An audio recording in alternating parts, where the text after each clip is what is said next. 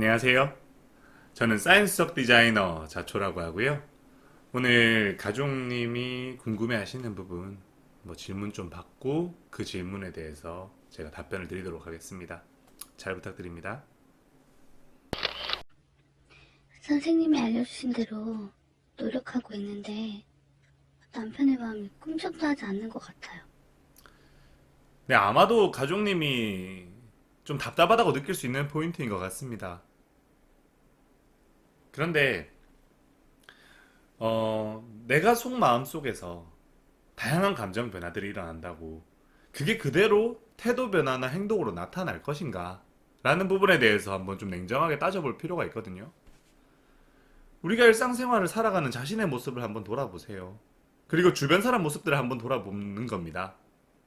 그러면 나도 그렇고 주변 사람도 그렇고 내 감정 변화가 있는 그대로 여과 없이 태도로 나타나던가요? 당연히 아니었지 않습니까? 물론 내 감정이 태도로 그대로 드러나는 경우도 있지만 기쁜 감정이든 나쁜 감정이든 내가 누구 앞에 있느냐 어떤 상황에 있느냐에 따라서 내 실제로 내 마음속에서 느끼고 있는 감정과 겉으로 드러나 있는 태도가 다른 경우들이 경험되고 목격되었지 않습니까? 차이가 나는 부분이라는 거예요. 그리고 누군가를 대할 때 그 사람을 대하는 전반적인 태도라는 부분도 있잖아요. 내가 모든 사람을 똑같은 태도로 대하지는 않지 않습니까? 연인을 대하는 태도가 다르고 부모님을 대하는 태도가 다르고 배우자를 대하는 태도가 다르고 자식을 대하는 태도가 다 다르잖아요. 그러면 그 사람을 각각의 사람에 따라서 각각의 상황에 따라서 그 사람을 대하는 핵심 태도라는 게 있는데 그 핵심 태도가 무엇에 의해 결정되냐면 바로 지배적인 감정에 따라서 결정이 되는 거예요.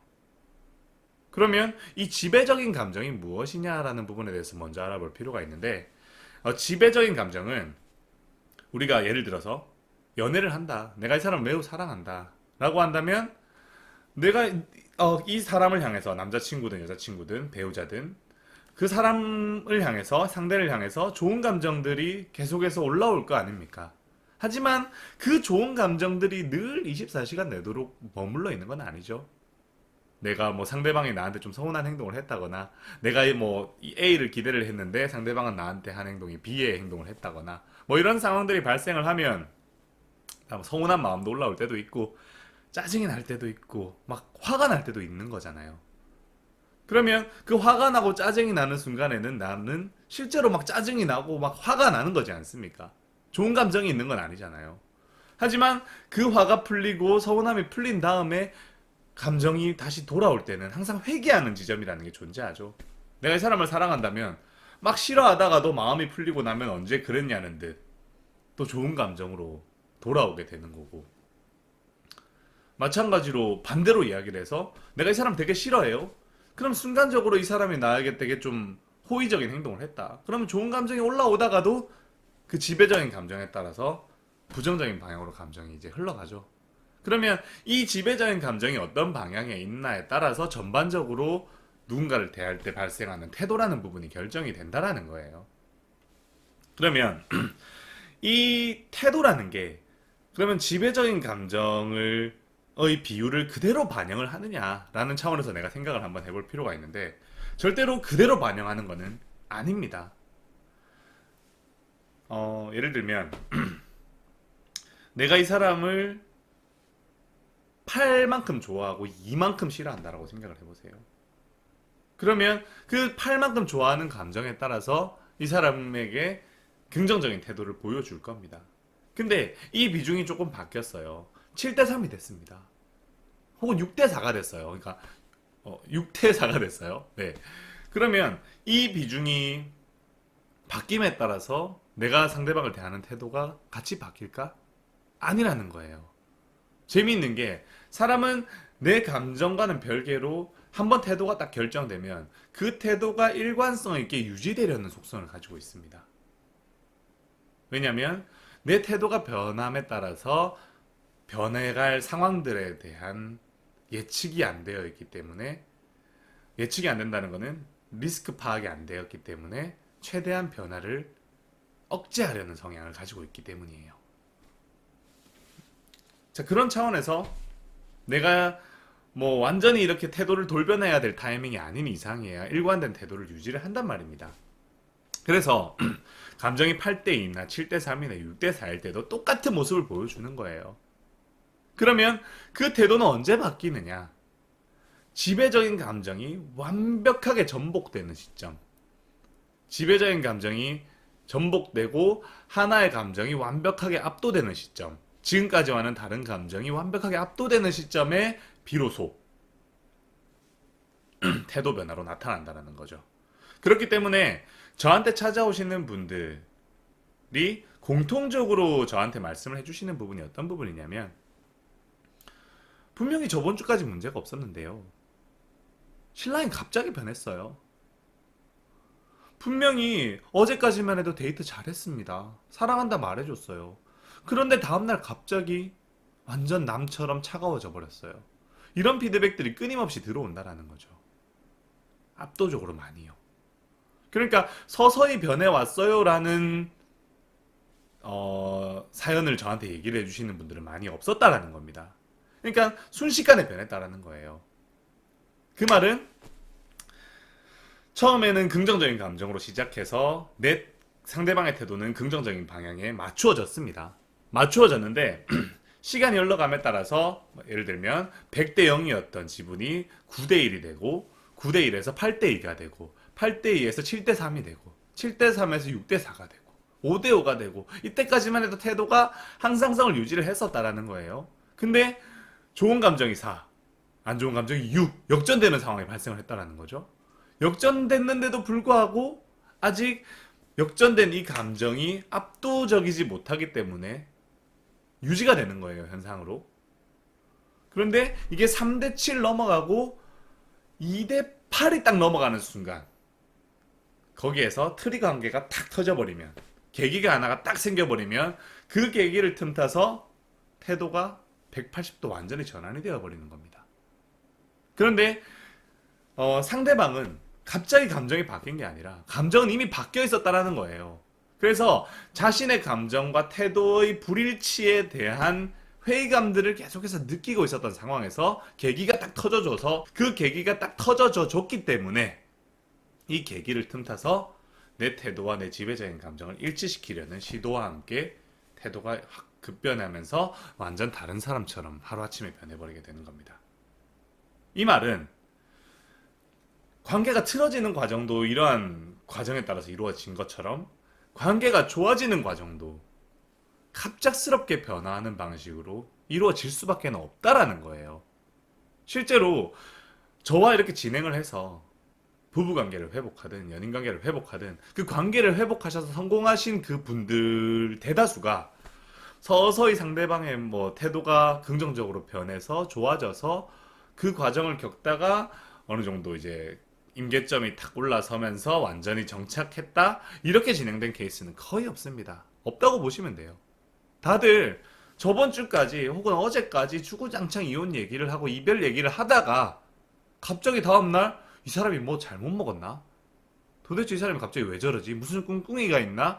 이런 생각이 들 정도로 갑작스럽게 입장이 탁 바뀌어 버리는 식으로 변화가 나타난다라는 거죠. 그러니까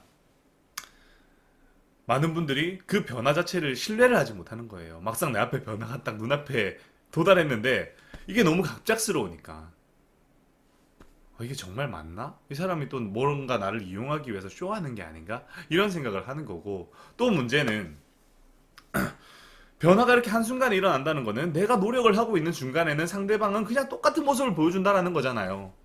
내가 노력을 한다는 거는 관계 개선을 위해서 노력을 한다는 거는 이 사람이 나에게 보여주는 반응이 조금씩 조금씩 좋아지기를 기대를 한다는 건데 그 기대치와 내가 투자하는 노력의 시간들이 계속 이제 맞부딪히고 있는데 그에 따른 보상은 안 떨어지는 상황이 지속된다는 걸 의미하지 않습니까? 내가 노력을 하는데 아무것도 변하는 게 없으면 어떤 생각이 들까요? 이대로 가는 게 맞나? 정말 답이 나올까? 회의감에 자꾸 빠지지 않겠습니까?